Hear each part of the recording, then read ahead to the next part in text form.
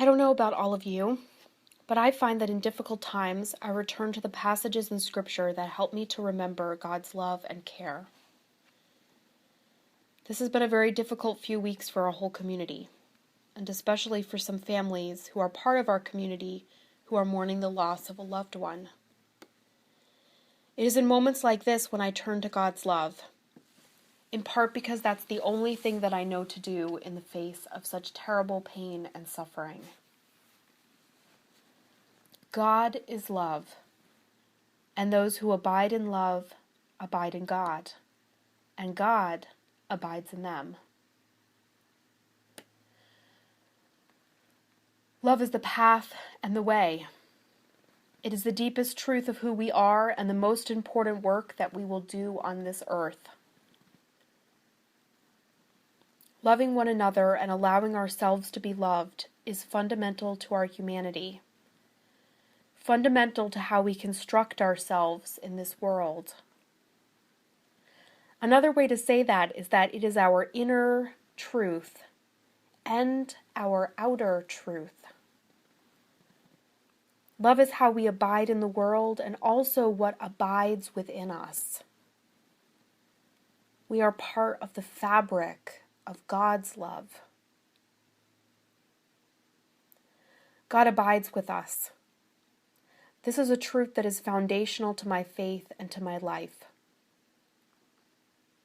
When I think of God abiding with us, to me this means that God lives with us, that God exists with us, that God is fundamentally in relationship with us on a basic, molecular level.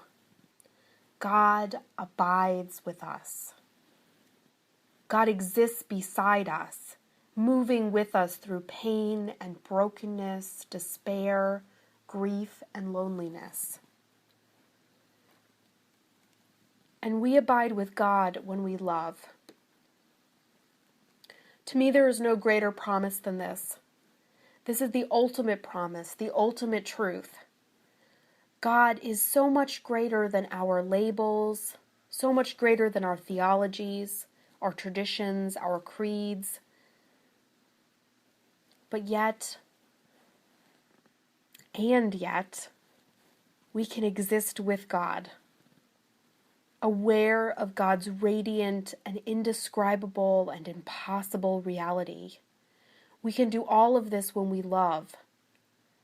Love is the path by which we can draw closer to God's radiance.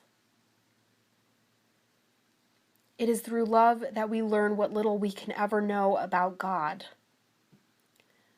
We learn that love is patient. Love is kind.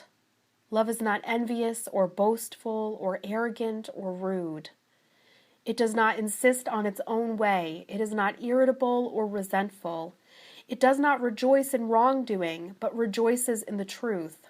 It bears all things, believes all things, hopes all things, endures all things.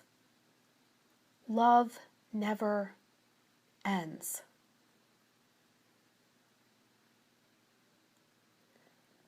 When we love, we join God in an eternal dance.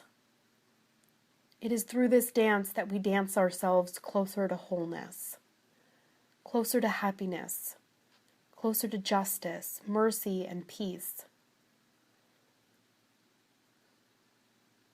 Friends, today in this moment, I pray that each of you might be swept up in God's love, that you might allow that love to blossom within you and bring comfort and joy.